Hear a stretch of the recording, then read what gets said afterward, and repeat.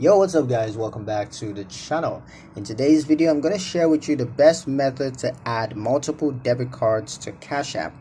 As usual, it's going to be a quick video. Let's get into it. So the best method to add multiple debit cards to Cash App is to prioritize reliability and consistency. Add cards that are active in your name and issued by reputable banks to reduce verification issues. Enter card details carefully and remove inactive or expired cards to keep your account clean. Avoid switching between cards too frequently, as rapid changes can trigger security checks. Test each new card with a small transaction to confirm that it works properly.